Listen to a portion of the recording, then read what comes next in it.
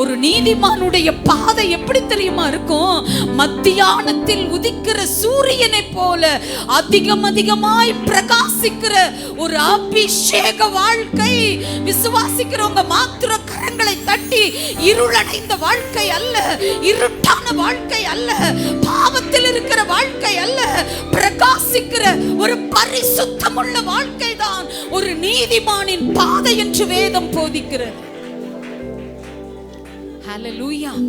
எத்தனை பேர் ஆமென் சொல்றீங்க? அப்பா, ஒரு பிரகாசிக்கிற ஒரு வாழ்க்கை, நீதிமானின் பாதை, ஒரு உண்மையுள்ளவனின் பாதை, ஹல்லேலூயா, ஒரு பரிசுத்தவானின் பாதை எப்படி தெரியுங்களா இருக்கணும்?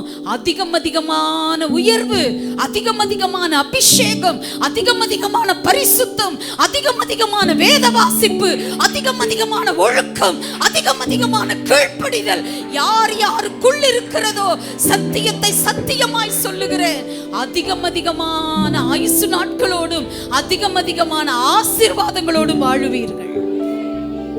ஆமென். உணர்றவங்க மாத்திரம் அப்பாக்கு நன்றி சொல்லுங்க, கரங்களை தட்டி.